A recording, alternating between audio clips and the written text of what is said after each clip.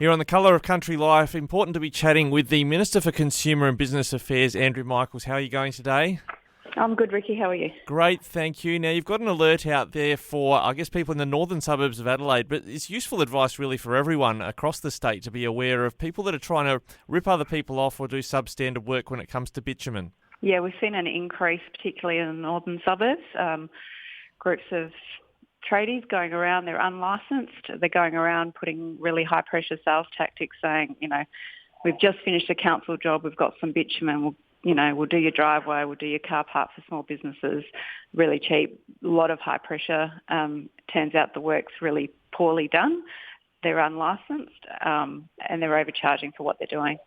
And so, yeah, the important thing that you mentioned there, they're not licensed. One thing people can do, I guess, first of all, is check whether they've got a builder's license. What kind of license number should they be able to produce? Yeah, they should be able to actually get their builder's license number and actually then go, because these people are giving out fake business names and fake license numbers. It's really important for people to go onto cbs.sa.gov.au and actually check that those numbers match up. All right, that's your CBS Consumer Business Services, I gather, cbs.sa.gov.au. But you're also asking people to actually report people using that sales tactic in general, so you can get, a bit of information about how much it's going on and where? Yeah, we're trying to see if we can actually catch these people because they're giving fake business names and it's really hard to track them down.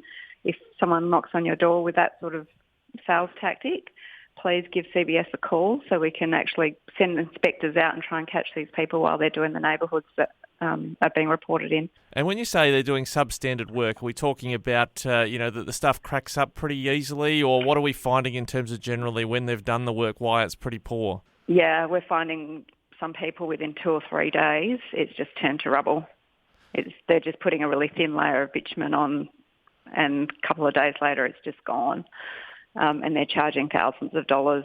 Not only that, they're agreeing a price and then coming back and saying, well, this job was harder than we thought, and it's another $1,000 on top of that high pressure tactics, which is really scary for some older people who are being pushed into this, and there's a lot of small businesses that they're going after. Yeah, it's important you mention older people as well. We talk often on our programs about looking out for scams. You've mentioned the CBS website. Is there other resources people can find, or what's the best way to be alert, or even just an individual and so on? The usual saying, if it's too good to be true, it probably isn't.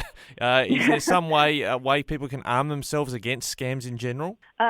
Check on the CBS website. The ACCC often has scam watchers on their website, scam watch part of their website. Get comparison prices. If you're actually thinking of doing this, just get a couple of quotes because you'll notice there is a price difference on some of these things.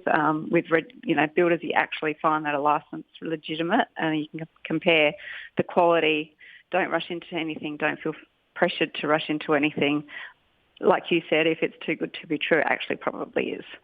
Yeah, no worries. All right, Andrea Michaels, Consumer and Business Affairs Minister, thanks for joining us today on Flow. Thanks, Ricky.